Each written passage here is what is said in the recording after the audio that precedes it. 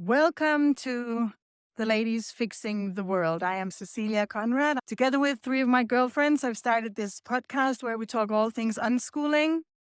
And I just love to talk to Carla Martinez from Tenerife and Sarah Beale from Australia and Luna Maj from Copenhagen, Denmark. So please join the conversation, listen to the podcast, and let us know what you think.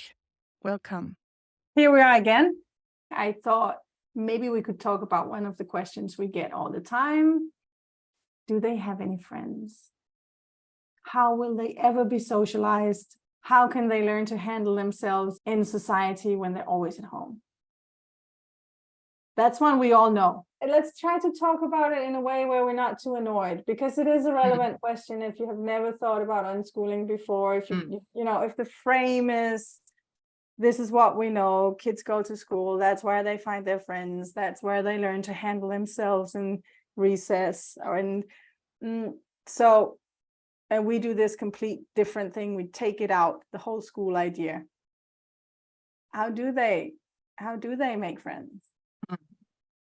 I actually think it's an important question, and I don't get annoyed at this question because I acknowledge how hard it actually is to make this stuff happen. So I think it's really something that is worth delving into and worth supporting parents on.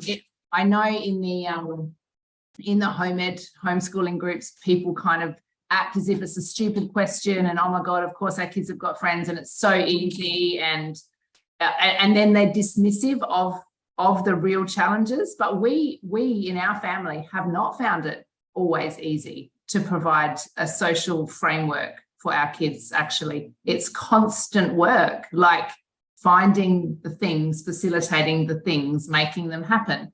And without the construct of school, which is a one-stop shop, actually it's not as simple as you might think, as people, if you listened to the people who have potentially not found it challenging at all. I don't think I know anyone who haven't had this theme. And to be honest, the annoyance, it's more my kids now, they get annoyed with two questions because they are a little intimidating, or, can you read and do you have any friends? Like, I'm 17 years old, for crying out loud. I mean, I'm not, it's offensive to think that I am lonely and stupid. So I have this, when I talk about this question, I always have this, I know my kids are really annoyed with it. But I personally don't find it, I don't think it's easier, but I think it's better. The social life. What's better?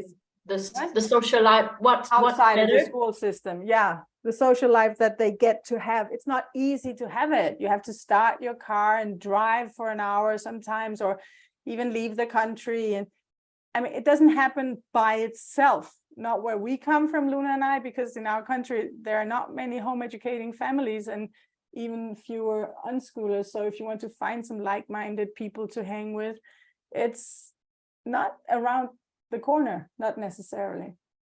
And in that's actually really interesting, that particular point, because I have been thinking a lot lately, maybe the past couple of years, because I've heard so many younger families in Denmark, precisely, talking about how hard it is to have their kids at home before school age, but also after. So both younger and older kids. And there's a lot of talk about that, oh, it's so hard, and so many people sort of end up giving up of sorts and putting their kids back in the system, daycare or school, because they couldn't find their tribe, they couldn't find the network, they couldn't find community, etc., etc. And to be honest, I've always found it a little bit strange. I'm like, I don't understand, because when we started and my kids were little, and that's almost 20 years ago now, there were a lot less of us. So I'm thinking it has only grown. There's a lot more homeschoolers now than there was 15 years ago or 20 years ago. So to me, that's sort of a discrepancy. I don't understand how it's, and also because I didn't find it hard. I don't think it was hard. I didn't feel alone, or I didn't feel that we didn't have any friends, or that it was hard to find them or anything. But I also realized I was in Copenhagen, but so were you. But we were in Copenhagen, and that's a big city, and there's lots of stuff going on. And possibly at the same time, maybe I was just lucky, I don't know, but I went to a play group once a week that had like children from all ages, because the older kids were welcome. So it wasn't just the small ones. That was once a week. And then we had a couple of families that we met with also once a week in each other's homes. And we were like 3 or 4 families with between 2 and 4 kids each. So that made for a big group of kids too. And then we had neighbors in the little building where we lived, where our flat was. There were lots of kids, and my kids were running in and out with the neighbor kids and upstairs kids, etc. So I guess that was actually maybe really lucky. I don't know, but I didn't feel that struggle at all. So to me, it was a little bit strange that so many people feel it now, because I think the number has grown. So what's up with that? But probably that aspect of where I was and my particular circumstances obviously meant a lot. I can see that if you're like maybe in a more rural setting or a smaller town, I can definitely see that it can be harder to like get all of these things. I don't know. So I think it's interesting, like what are actually the problems? Like, is it that there aren't enough like-minded, or they just aren't where you are? Or is it, I'm just going to say that too, because I talked to another Danish former homeschooling mom recently.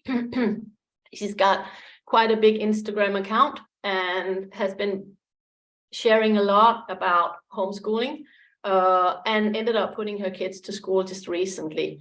And it was precisely because they felt they couldn't feel the need, they couldn't find a consistent network, like a consistent community. And I talked to her about it, and she actually said something about the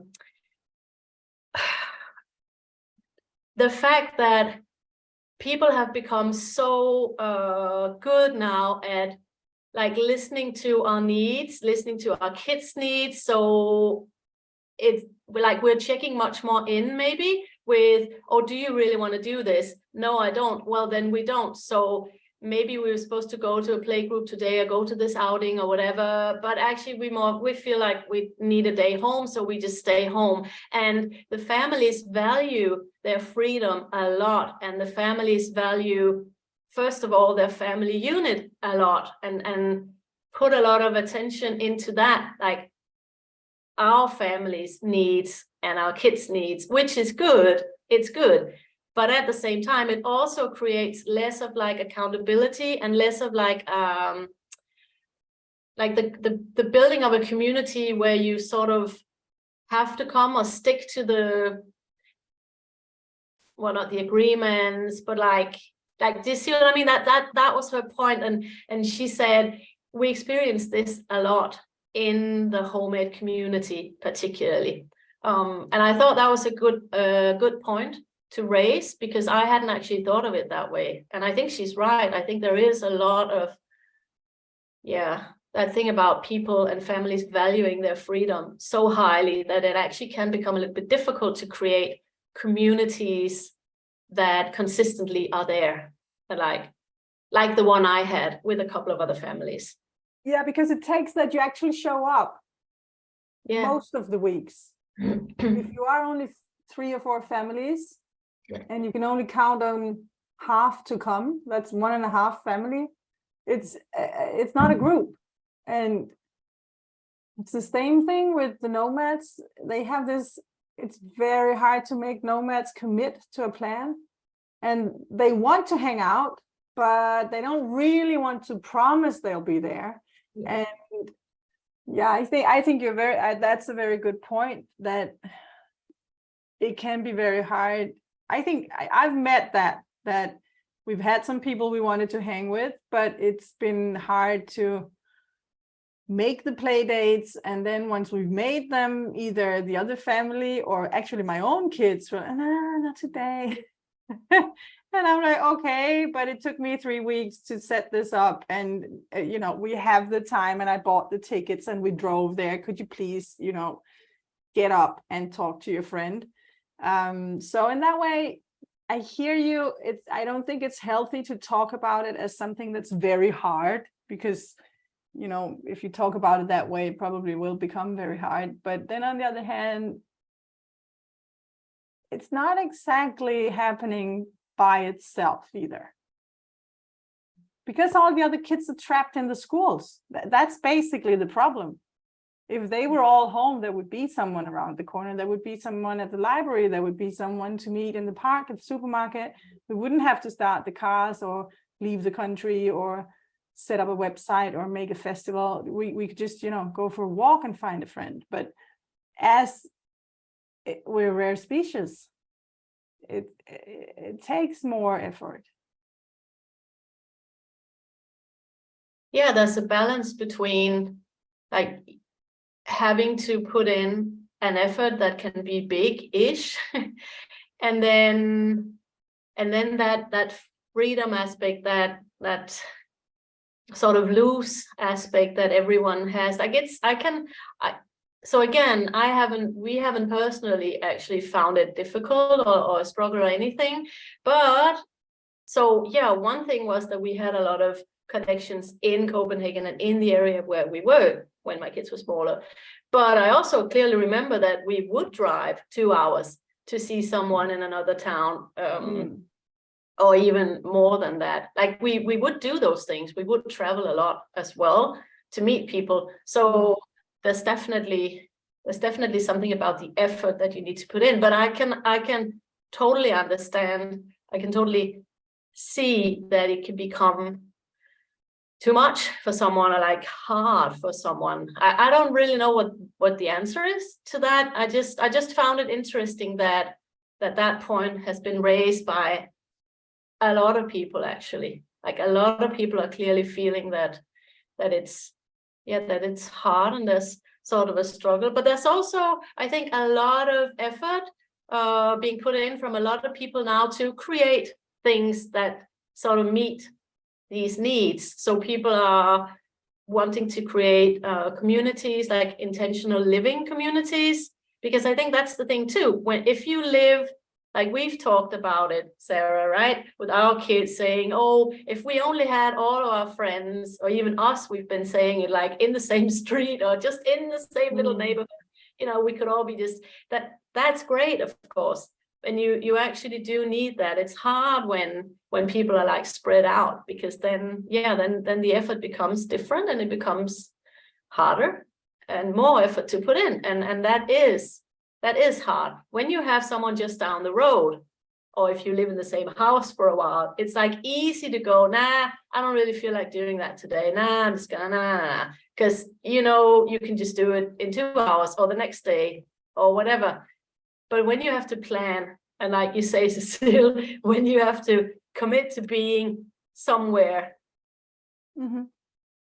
at a point in the future, that's harder for everyone, and particularly for people who are maybe less structured, which in the unschooling movement, of course, in a general way, I think a lot of families are just a lot less structured and live a lot more by flow and let's see what happens and all that. So it gets even harder to commit. So I guess it's, I don't know. Yeah. In my case, I'm not this kind of person. Like, let's see what happened. I have this, but for example, I have this particularly example. It's not with friend, but it's with my mother-in-law, that she's always like, we'll see. And I'm like, if you want to meet, we have to set a date and an hour. We'll see. I don't know if we're going to see each other. So we can meet somewhere, And also it's the friendship or community is something many people ask me also. And it's not that something that annoys me, but I have learned that I have this particularly ability, or if in me, like, depends who you are or how, because I'm a person that have been always organizing things, meeting people and saying, let's do this or let's do that. And I always ask this question: how many people do you need? Because I'm okay with one. With one, then we are two. So it's like I don't need 10 people, 20 people. Because I said something like, let's go to the forest for a walk. And then people start to cancel because no, I can't go, whatever. And then some of others said, should we cancel? And say, no, I'm going. Even though if anyone else is going, I will go. Who is coming? So then in the end, there are people going. So, but I know you need this kind of energy, but I have it by, how do you say? By nature. By the original, yeah. I don't have to put effort on this because it's on me. Even when I went to like studying and everything, I was this person. So then when I have kids with the maternity, I start to, it's when like the friendship change a bit. So you start looking for other mothers and fathers and and groups. So I didn't have to make nothing different. Also, we went to this like project, education project, so we have people. But then when we starting like work schooling and traveling, but then we spend like several months in a place. I'm never scared. I don't feel alone. I always feel like, oh, like the researching part, I like it. So I learn and I have like teach people how you have to do it. Usually people who reach me, they are already in a place and they want to meet someone. And you can do it, okay? But it's like, before you go there, look where is the people, because sometimes I go where the people I know they are already there, you know. And you contact and you talk, and you talk and you ask the age of your kids. And also I have never limited myself to, or my kids, to homeschooled kids. I'm more not flexible, but I mean, what things I like. If I like to go, let's say, hiking, so maybe I look for families who like hiking. So I don't really care if they are in school or not. So I'm like open to everybody. And then you make some filters, because maybe you don't like this person or this family. This is like another thing. The only time, like last year when we went to England, that was the first time I filter in the homeschooled groups, because our plan was to stay in the same place. So the homeschooled kids are the one who have more time. So if we wanted to do things in the morning, for example, but still it doesn't matter. For me, you just have to like go fishing in all the groups that you feel there can be possibilities or activities that you like or your kids like, and usually also people, they do this maybe one morning and they are done. So then you have to do it like every day for, I don't know, several weeks.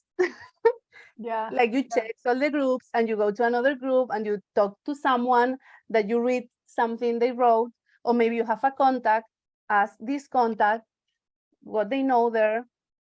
But this is more maybe like traveling. So I don't know if it is. useful. But I think it's a very, very relevant point when you say I need only one person. Yeah. Because, sorry, go on. No, because I wanted to go into the place if I were living in one place, not traveling. Because for me, it's like I feel more or less the same. You have to move. Is where we are saying, like, they are not come to looking for you. You have to go and look for the people.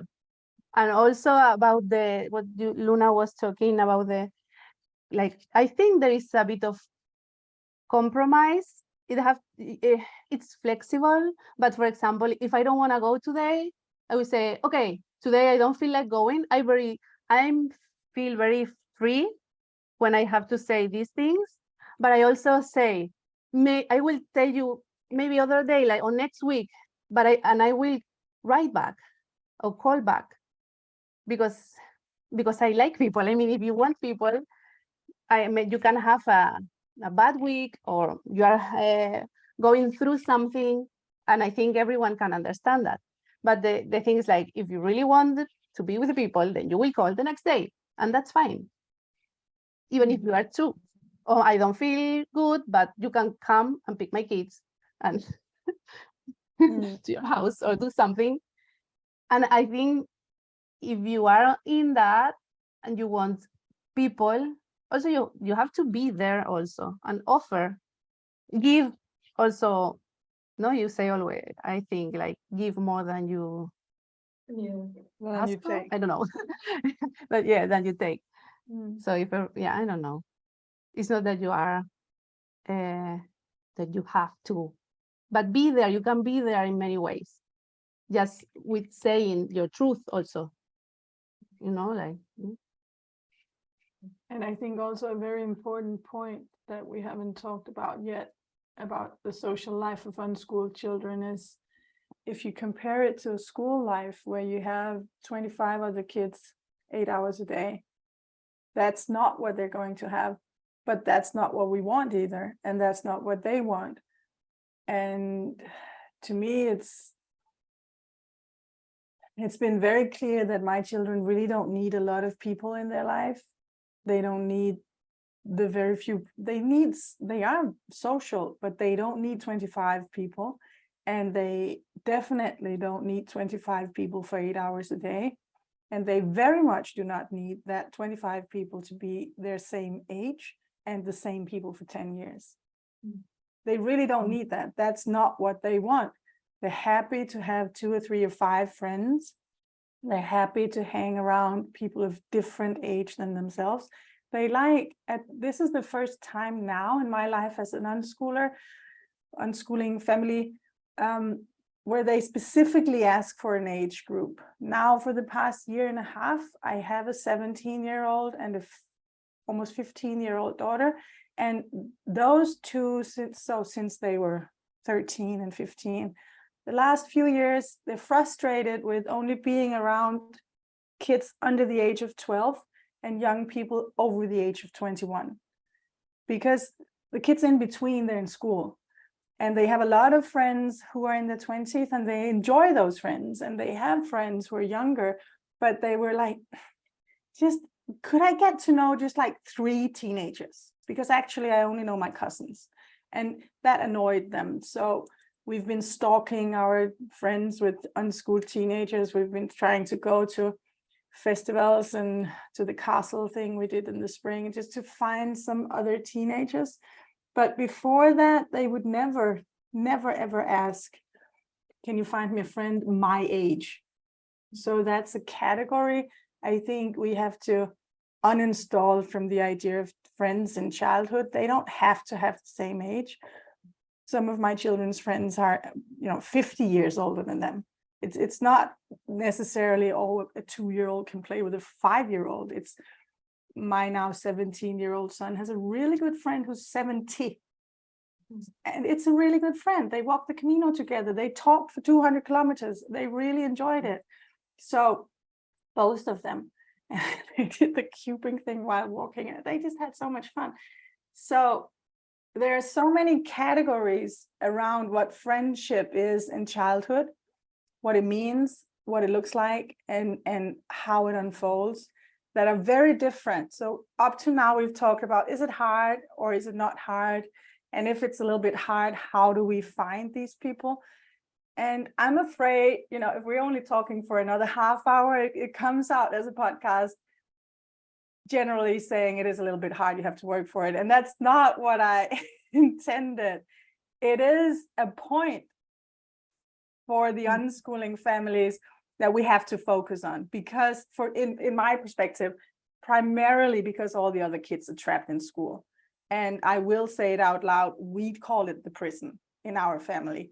They're all there, there are bars around them, or at least a wall, they're not allowed to leave.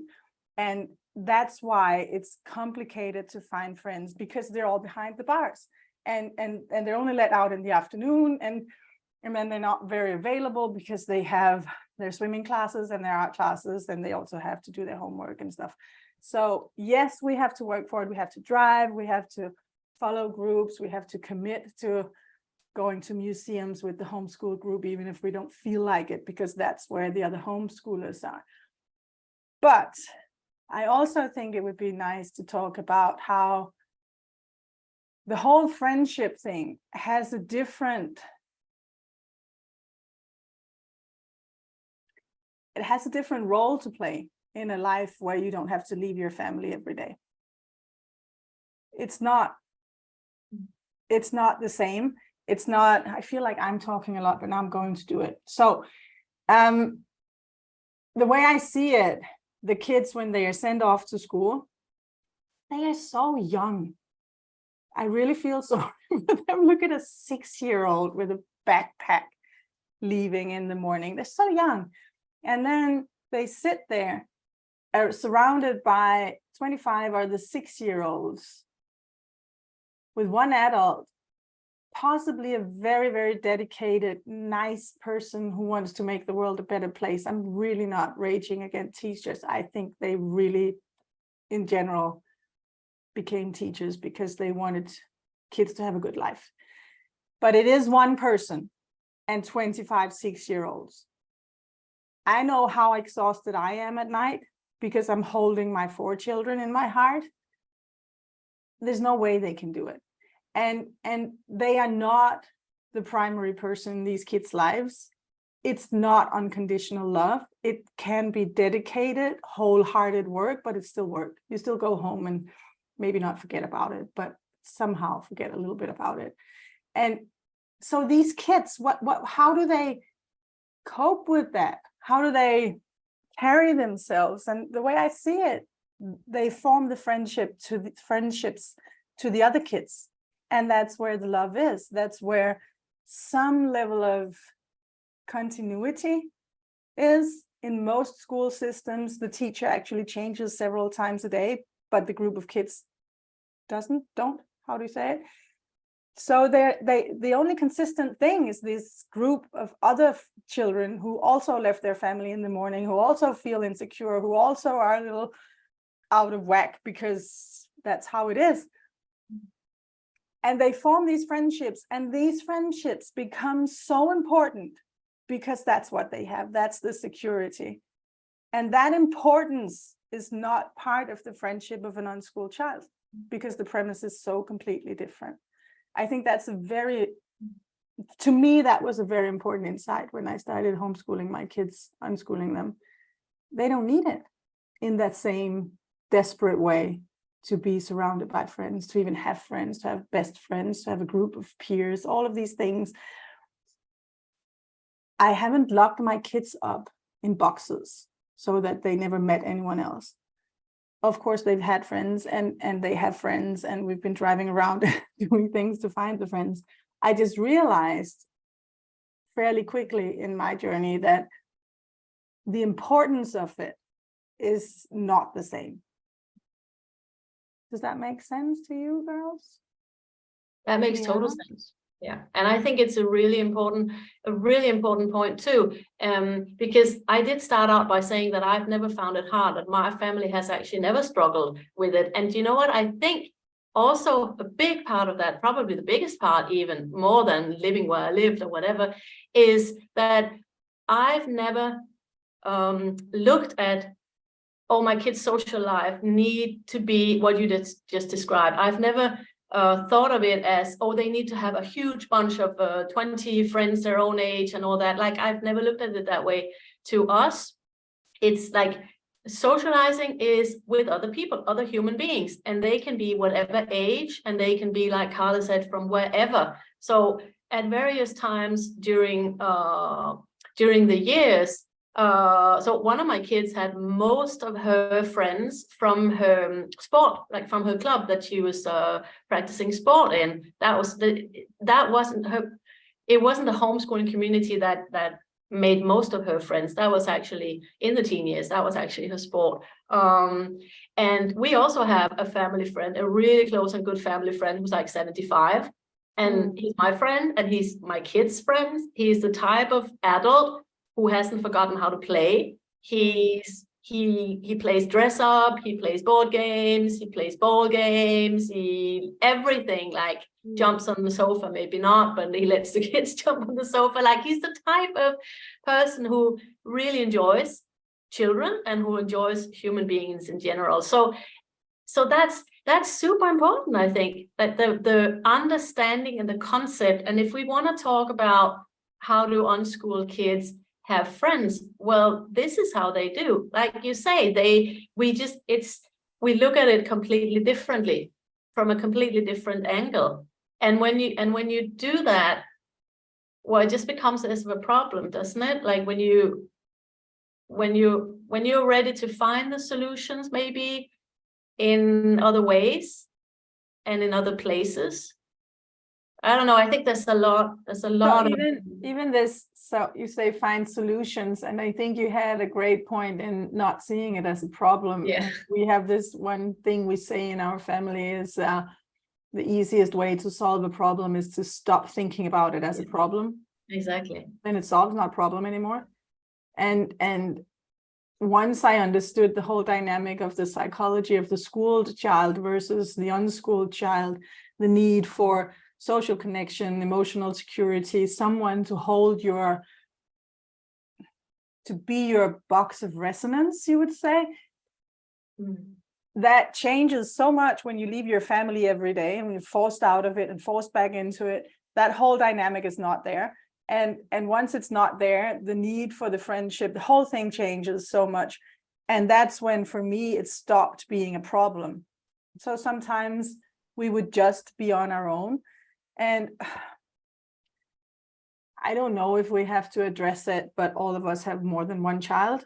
And 3 of us have actually 4 children. So it's very easy to say, that was my first answer. If I just wanted people to shut up when they were smaller, I said, do they have anyone to play with? Yeah, it's a group of 4 children. That was the easy way. And of course, some children are only children. But I don't think that it doesn't really change it. Then they're only children, and then maybe you have to, I don't know, go out a little more. Maybe the only child doesn't really need the friends that much. I don't know. It might be different. I don't know. Maybe we can't imagine because none of us have only one child. One of us is an only child. You are an only child, aren't you? So maybe, yeah. Yeah, I'm an only child, but also my oldest daughter was an only child for 5 years. And then until her younger brother then came along and was like starting to be fun to play with, it's another 2 years. So for like 7 years or something, she actually was kind of an only child. Yeah. So but she was very outgoing. So I didn't, and again, I don't know, we met friends in all sorts of places. And again, I don't know, I've really never experienced it as a problem. I never look at that as a problem either. And I think there's a lot to be said about that, how you view something. And I'm wondering if Sarah wants to jump in on this, because we have actually been talking. I'm bursting. Yeah, I will totally mute myself now. Yeah. So I think maybe I'll just let you actually, because I think I know what you want to jump in with. So I'll just let you go on with that. Yeah, I mean, I've had probably all of the same experiences that you guys have verbalized, a range of experiences, and obviously a range of children who are different. They're all different. We're not a family. I know families where everybody's kind of similar, the energy level's similar, the needs are similar. That's not the case in our family. We are actually, my 4 children are all quite different. And have different social needs, and that's always been the case. And we've been in situations where we lived in one spot for a really long time, had a very stable community. My children had very long-term friendships almost from birth with the children of our friends, and so it felt really like a tribe. So I've seen what children are like when they're in the safety of their child community, as well as having a group of adults to hold that group. And then, of course, I've seen personally what it's like when you leave that and you're on your own for months on end, traveling. And then we've had periods of longer term stays in different spots where we've been seeking out community, and it hasn't always been easy, and it has felt like really hard work, and it has sometimes felt like banging my head against the brick wall trying to find the people. And also now having teenagers. So we also experience what you said, Cecilie, about the different needs of kids as they get older, and sometimes wanting to connect with kids who are at that same stage of life, that relatability. So I'm coming at what I'm going to say next from the point of view of not having just one experience, but having lots of different experiences. But overwhelmingly, what I see actually is that kids do need other kids. Certainly that's true in our family. My kids have always done better with other kids around, but it is also very different to school. So in our life, it hasn't necessarily been like school is this model, unschooling is this model, with nothing in between. I can see huge benefit for kids in being with a cohort of other kids that they know really well. But I don't think that it's the school model that works in our, like for us. And we've observed that too. I should mention 2 of my kids did go to school for some years, and they had close friendship groups in school, and they had some tricky things at school, like a real combination. And I think the bit that is often missing in the conversation around socialization is, first of all, that it's separated out of everything else as if it's a different thing. It has to sit over here as a category, where actually it's very much how we're human. We are social creatures. And so socializing, being social, learning how to relate with others is part of being human. It's not a separate thing. But as you said, Cecile, all the kids are in school. So when you're not, it becomes sometimes this separate thing. What I observe in kids not in school, and then if I make the comparison with kids who are in school, I do see some differences for sure, but I also see a lot of things that are the same. And I spend a lot of time thinking about biology, human biology, what makes us human, what's like normal or natural for humans. And I absolutely see my kids and other kids that I know who aren't in school wanting to be with other kids, wanting to forge relationships separate to their parents, except always wanting that safety that you talked about, Cecile, that the safety of the family unit to hold that energy for them, to kind of like help them regulate or co-regulate, people like to say, for a really long time. You know, less so when they're teenagers, but still my teenager will still need to come and talk with me about something that's going on in a friendship or a relationship, like all the time. Like she still wants to go out there on her own for a little bit and then come back. And that is the piece I think that is often missing at school. But the piece that can be missing in the homeschooling, unschooling world is a recognition that kids do often really need other kids. So how we then make that happen when many of us are moving around and nomadic or semi-nomadic. And that has felt hard for us because actually we're a really social family. And as Luna said before, you know, we often talk about how amazing it would be if all of our favorite people were just like living in one village. And then, yeah, we could spend a whole day with the door shut when we needed some downtime, but then we just have to open the door and head outside and everybody's there, and it's much more organic and natural, rather than, I guess, the current situation for many of us where we've actually got to make a plan, make something happen. And there's a lot of interruption to relationships I see when that has to happen. Like when my kids can just walk out the front door and off they go on their bikes, or they go around the park and they see other kids.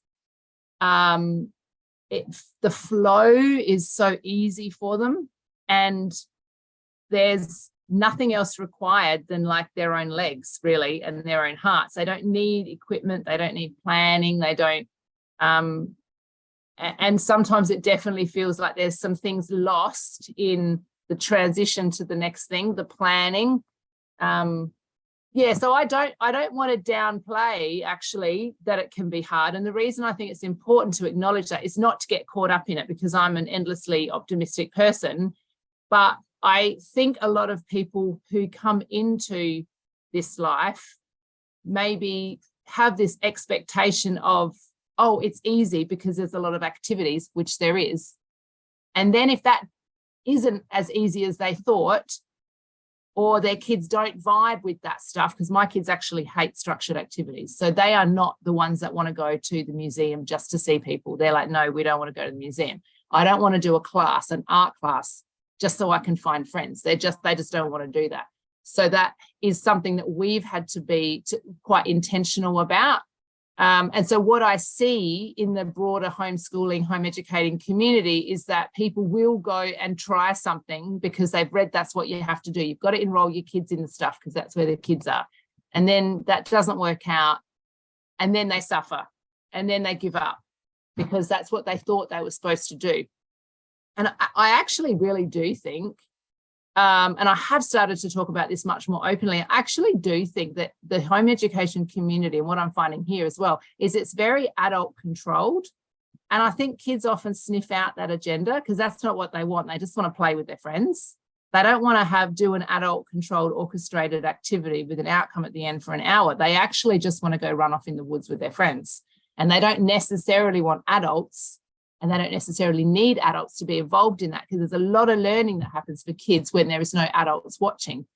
And that is something that I think we often miss. And there aren't very many people talking about that because everybody's busy planning the trips to the museum and the art class and the gymnastics class. So I don't think it's about, I think it's important to be honest, because I actually think it's really helpful for people when we're honest, because I get a lot of people say to me, yeah, my kids actually don't like that either, but I don't know what else to do because there's nothing else out there. So the more we talk about it and the more we're open about what's possible, but also how humans actually are, I think the easier it can be for people, the more they've got to tap into.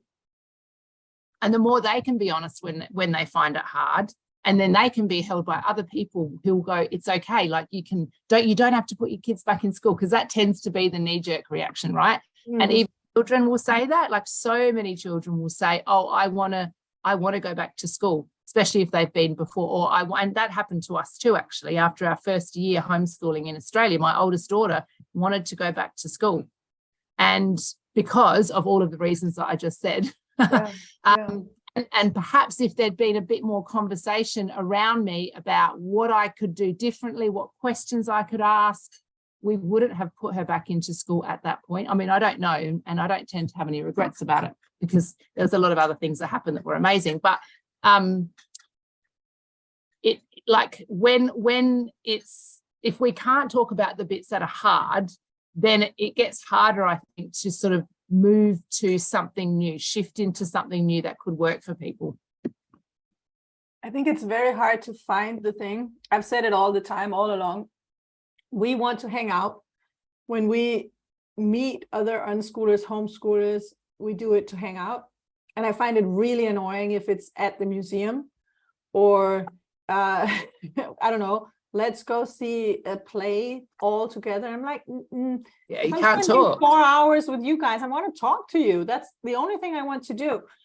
But it seems like you're right, that there is this culture. It's like, let's meet at the museum. Let's meet at the whatever. Libraries tend to be better because they're more free play kind of places. We arranged in Copenhagen back when Luna and I were both living in Unschooling there. We had, was it twice a month, maybe? We would meet in either my house or another homeschooling family's house just to hang out, and it would be open doors for anyone homeschooling. And that did feel that need. And that was after I had tried to penetrate the homeschooling community in Copenhagen, where it was this, we're meeting at the museum, we're meeting in this whatever event thing. And every time I came back, my kids were really annoyed with it because they like, unlike yours, they really like museums. They want to go, but they don't want to be distracted by playing. Then they want to read all the signs and ask all the questions and talk to the custodians and spend hours. They're really nerdy, and they don't want to be distracted by being social. So I arranged these afternoons in my home, and then it became too much, and a friend took half of them. Was it every Friday? Can you remember, Luna? I think it was very often. Maybe it was only once a month, but it just felt really overwhelming. But it was good also because at least some of them were like open to like outsiders. They were Like all people open. could- They were open to, well, you had to be homeschooling, Yeah, like or really interested in homeschooling. that's the but thing. They were 'Cause I open, they remember were that not we private. could, we Yeah. could bring like so that Yeah. people, and that was good because people could then see what Mm. it actually looked like. What does that look like then? This Yeah. you're talking about this. Oh, we do have a social life. The kids do play. The kids do have friends, and the adults too, etc., etc. And that was actually a really good occasion to like watch that playing out. How does that actually work then? Yeah. So those were great They were great days. times. Happy Yeah. days. Sold the house though. I would like to share an experience I have when we went to England, because in England it was there are tons of homeschoolers, and it happens what Sarah said, that everything I was like in many groups, and then there were always these activities like art thing, and you have to pay also, and it's like I don't want to pay because I want to meet people for free just to hang out. So what I just did in the place we were gonna be was in Harrogate. I just wrote in the group like, I want to hang out. So I go to the forest and walk or play or whatever. And I actually find 2 families. They answer me like 2 or 3. And then we met and we went just to the forest with the bikes or just play or whatever. Mm. And for me it was okay. I mean, it's like maybe I don't have 20 people, but it's a door you cross. You have one family, and then you will get, if we were stay there longer, you will get connect to more people, and then go to their house, or because they invite us actually, but then we left. So But we but have I mean, it's true the thing of the activity thing, because it's like if one of my kids want to do art, then I will look for art thing. But if I'm looking for friends, I don't need the art class. Just let's meet and do a picnic, and we just meet each other and talk and bring game boards or whatever. Mm. I think Yeah. the other thing I guess this is where you're going when you're talking about needing to show up, needing to be consistent, which can be hard when you're flaky homeschoolers. But the benefit that we have, if you were to compare it to school, but also the thing to remember is this thing about time and patience. And sometimes frustration is part of that, letting something play out. And sometimes it can take a long time for something to click. And again, and I think this is why parents tend to fall into, we have to organize the activities to take the kid and pay the money and do the hour session. That's a very kind of schooled mindset. Taking all of the best things of like human nature and what we see about kids and their need to connect with others, and our lifestyle outside of school and outside of a curriculum and a schedule, we can actually take time. We can take a week, and maybe the kids don't talk to each other in the week, and on the 8th day they do, and this actually happened. Carla, do you remember when we were in France? And by then our 2 daughters, who are a similar age but they don't really share a language, had seen each other a lot of times for quite extended periods. And yet it was the last couple of days, I remember them walking through the field holding hands and skipping and doing something, and Carla and I were noticing it and like laughing and kind of going like, oh my God, that now it's about to end. We're about to leave. And now they're like connecting and talking, and this is often how it happens, right? So our kids need sometimes some support to be able to stick with something. And then, of course, the other piece that Luna mentioned earlier is we do tend to be families who listen to our kids more. So when they say, I don't want to do that thing, we tend to be more inclined to say, okay, we don't have to do that thing then. And yet there is something about, for parents, that in a leadership role in our family, just quietly being able to show our kids sometimes how to stick with something, or how to just sit up against something that's uncomfortable, and how to accept that maybe you're not going to be best friends on day one, but maybe by day 8 you can have a conversation, and you don't know where that's gonna go. And actually something pretty funny happened yesterday related to that, and that's that there's a group of people that meet up in a park local to us every Wednesday. And I happened to know that this was happening via Facebook, and I messaged the person that seemed to organise, and I sort of knew her a little bit. And I'm like, oh, we're new to the area. Like, we're not staying around super long, but we would like, my youngest really would like to connect with some other kids. So we went a couple of times to this meetup in the woods, and there isn't really a particular kid there that my youngest super connects with. And I think the first time we went, she spent about half of the time just sitting next to me saying she was bored. And the other kids weren't really super inclusive. They didn't like run over and say, oh, come and play. So she realized at some point that it was going to have to be her that broke into the group, which is quite a big thing for a youngish child to do. She's 9 and she's the youngest, so she's always had her siblings around. And she kind of just went, okay, I'm going to do it. And she you could see her like visibly take a deep breath and like run into the woods and find this group. And somehow, and I actually don't know what happened because I wasn't watching, but she played. And then the next week she wanted to go again. I'm like, okay, cool, we'll go again. And then the weather was bad and we were away. And so we actually haven't been for a few weeks. But I was aware that it was on. And I was also aware that it's not a group of kids that she loves. She's not really getting her cup filled. So there's always this like balance, I think, with some of this stuff, like the effort required and what you're going to get back.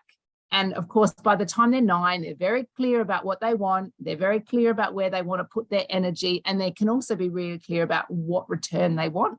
So, and this is why my kids have a lot of autonomy, because they know this stuff. They know instinctively, do I want to put the effort in to get nothing back? Or like, can I put the effort in to get not much back, and how long, and at what point am I going to sort of want to return? So I asked Peggy yesterday morning, do you want to go? And there was also some stuff going on in the family around bike rides and whatever. And she was like a bit hesitant, not really sure. It turned out anyway that we all went to this park. There was like Luna's kids, my kids, another kid that's staying with us, all on bikes. My husband came. And we sort of accidentally came across this group of people who were meeting in the park. And Peggy went, oh, let's go say hello. So we did. And then she spent the next hour or so in the woods playing with these kids. Absolutely no pressure from me. And then at the end, she went off with her siblings on the bikes. And one of the kids said, oh, where's Peggy gone? And I was just thinking, like, that all just happened sort of magically, but also we had to know what was out there. We had to have a bit of skin in the game, and there had to be some decisions made about what the output was going to be. And I don't know whether she's going to want to go next week, because the other bit is not holding on really strongly to the attachments about what we want to happen, and trusting our kids and trusting the path. And that can feel hard if you're not used to doing that. And that, again, that's really different to school, where you don't really have to trust anything because it's all laid out. And even if it's hard at school, even if your kids aren't really making friends, even if they've experienced something tricky, you still get to like hand that over and somebody else is taking care of it. But when you're responsible as the parents in your family, where you're seeing all that stuff play out. And it really can test your faith in you know, whatever framework you want to use to kind of see the universe's power, whether it's like God or whatever. Like you've got to just kind of go, okay, we've got all the pieces in place, we've got all our foundations, and now we actually have to just trust that this stuff's going to work out. But also I think the point was, well, you had a lot of good points there. I was waiting because I wanted to add this that you just ended saying. Yeah, and I think it has to do with this kind of lifestyle or philosophy that unschooling is. Like when we said it's hard or you have to put a lot of effort, it's like everything in this lifestyle, because you don't have anything, like I think you just said that you go to school and you just have for granted the friends. There will be there will make friends. But in our life, we have to put intention in almost everything. We are responsible. You just say that. So yeah, I was thinking about it, that is all about that. Like, yes, you will have to do something for get things.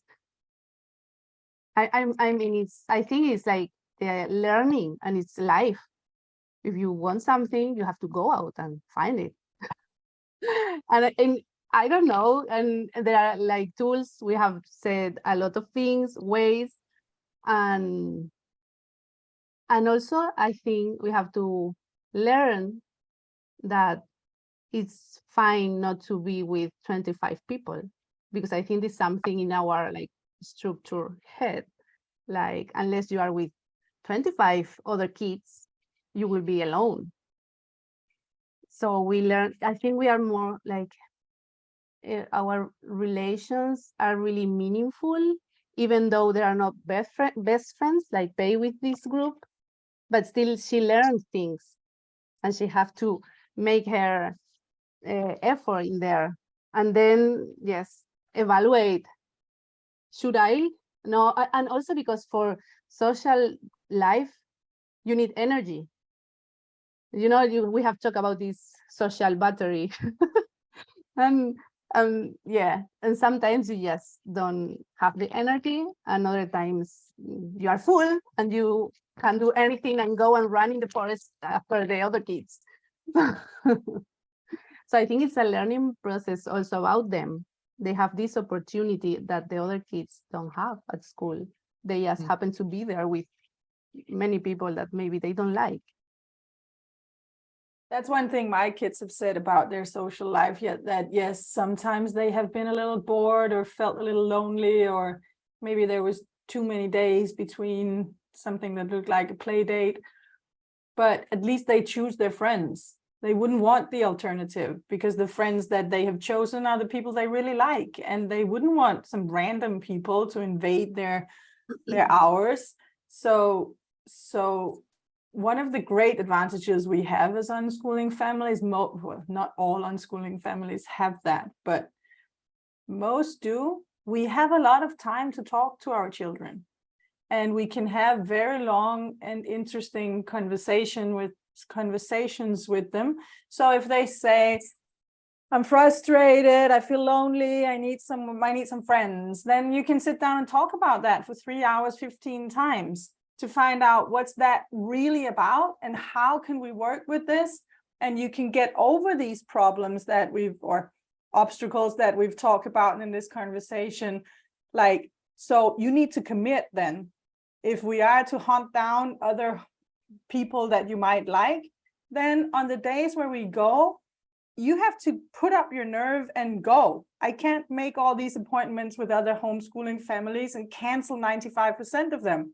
If you really find it necessary for you to find some more friends, then on that day, even though you don't feel like it, even though you didn't sleep well, you get up and you tighten your belt and you go out there and you work for it. Maybe not every time, but it has to be worth it for me as well to spend my time looking for this. And that's a thing that my kids have learned over the years. They're older now, but I can say this, it's today. It's not next week. It's today. This festival is this weekend, and it's full of people you might like. So if you want some friends in this country or this area or with this specific interest, whatever the concept is. It's now you get up and you go out there and you talk to them. And because they know this is the price of admission for their lifestyle, that it's a little bit more complicated to find your tribe. Probably just as complicated if you're in school, you just don't really notice. Maybe you have to work a little more for getting into that space where you find the people you really like. And they know that by now. So they do decide sometimes, I don't feel like doing this today, but I'm going to do it anyway. And that they do because I've talked to them, and they've talked to me. We've talked to each other many times about the importance of these things. If it's important for them, they have to play their part in the show. So that's, if we are to sum up some recommendations for those who feel a little more nervous and who are just beginning unschooling in their life, and they feel nervous about this. And kids can be really, so this is my experience when I talk to women who start the journey and they feel insecure and they need someone to hold them a little bit.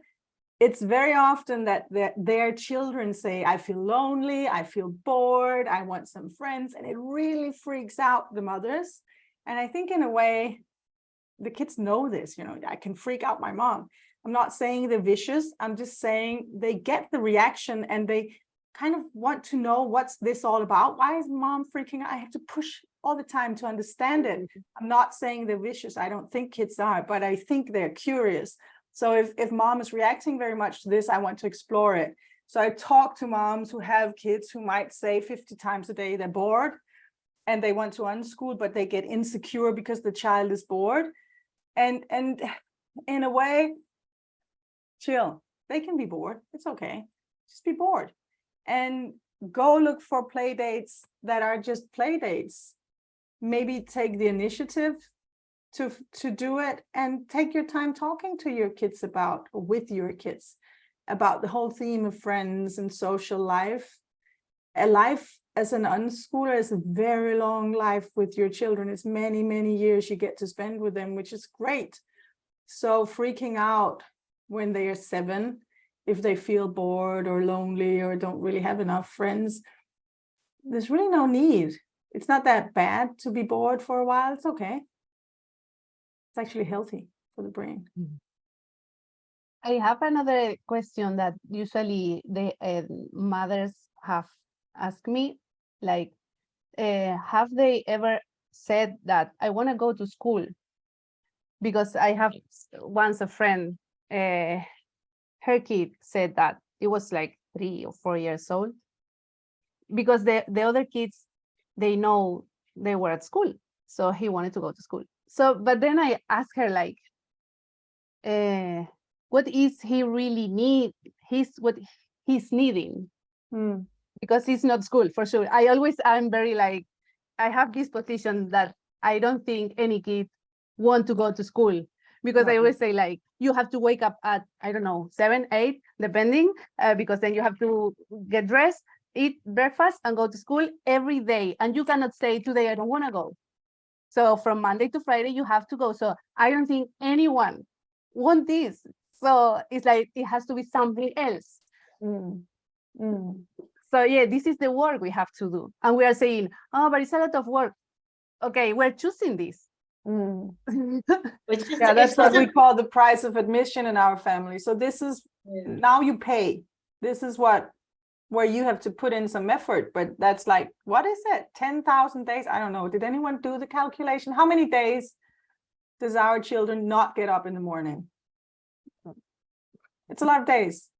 It's 200 days a year for 10 years. So 2,000 days. So 2,000 times you're not getting up at 7 in the morning. Today, you tighten your belt and you go out and you sit in this park. You don't have to talk to anyone, but you come with me if you want to find some friends. It's just just the thing that you pay, or this is now you put in some effort. But it's also just a different kind of effort, isn't it? Because I think actually there are 2 things that are maybe a bit important to remember.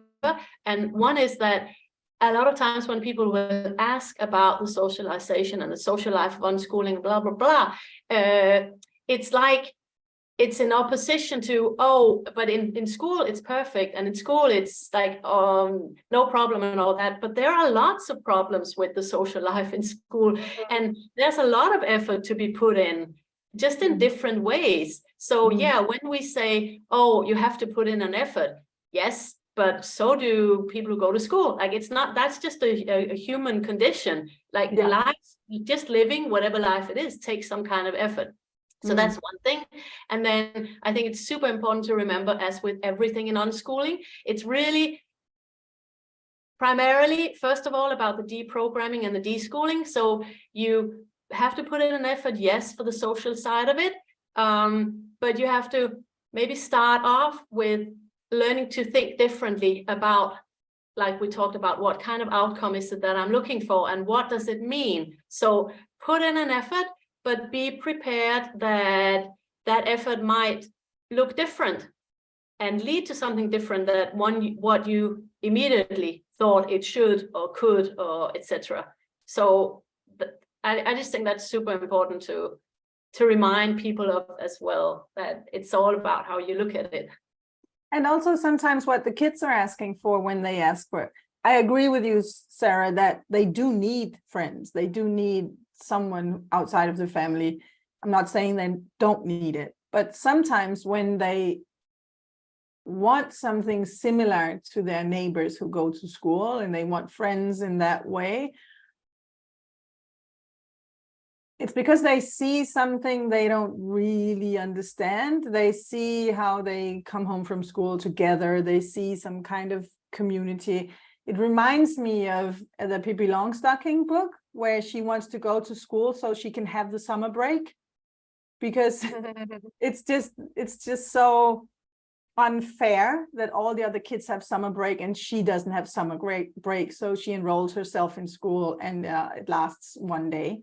But in a way, that's what goes on very often. And when we talk to children, obviously we know a lot of children who are in school, and when my kids talk to them and they say, oh, I wouldn't, let go of my school because that's where I have all my friends. And then you talk to them about it, but they are not unfolding their social life in school.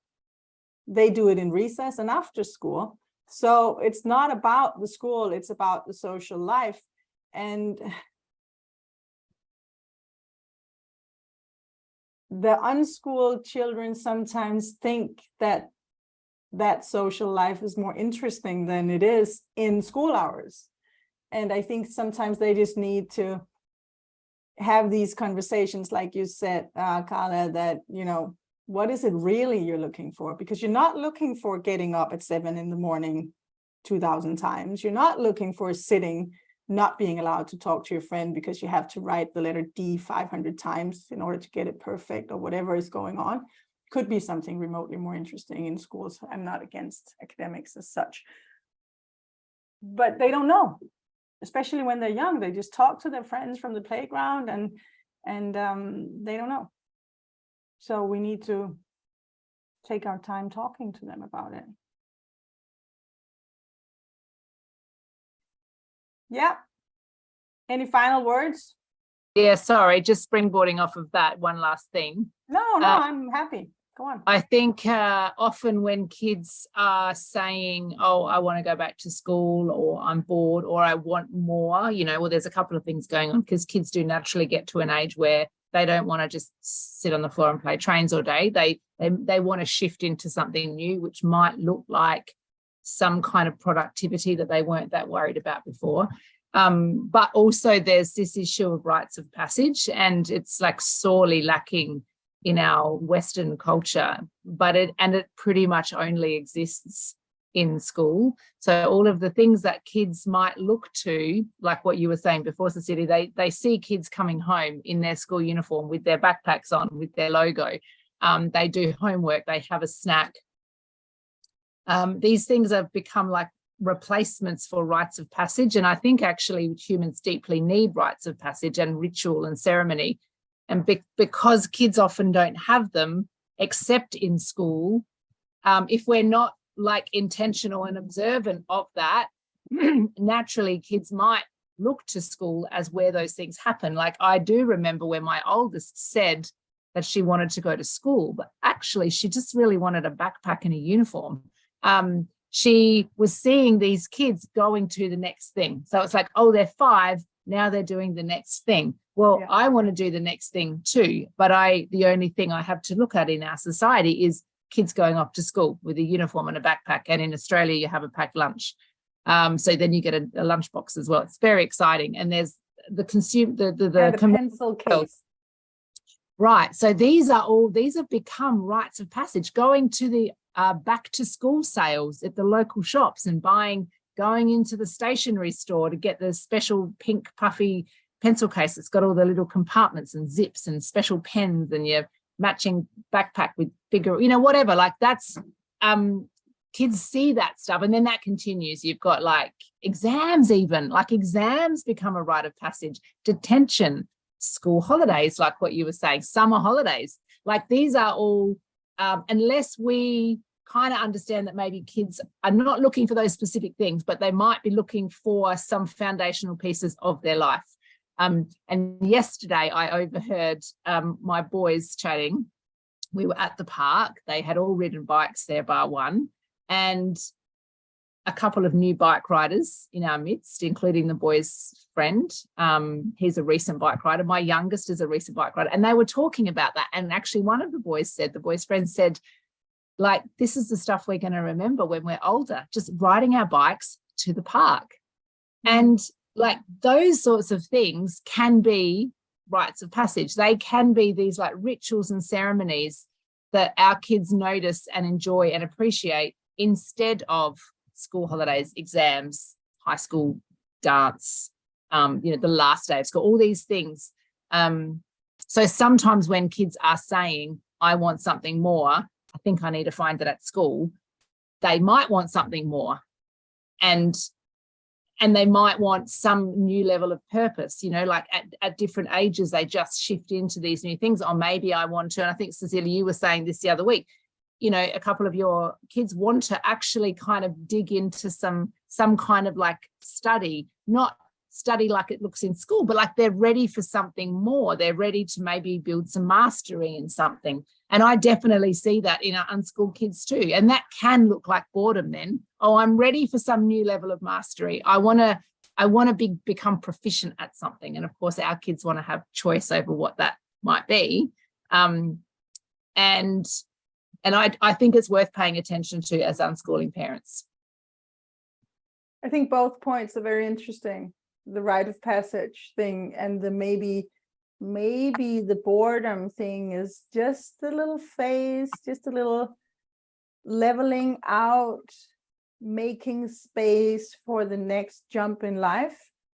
I know that my children, so we are not talking much about nomadic life because we are trying to make this about unschooling, but we're all nomadic and we're the stupid ones in my family compared to you three. So we move like at least twice a week.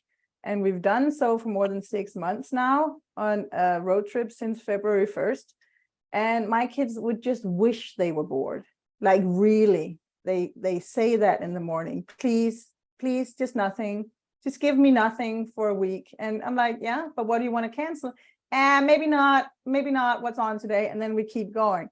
So boredom is actually also a privilege. And for me, it's even a choice. From a philosophical point of view, I want my kids to be bored. I want them to have the option to be bored, because out of the boredom comes the choice, what do I really want? Whereas if you have a structured life and something someone else decided all the time is just raining on your brain, then you have no way of finding out who you are and to evolve into whatever you want to evolve into. So in that way, even when they were smaller and they would say they were bored, I would get really bored in the winters back when we lived in Denmark.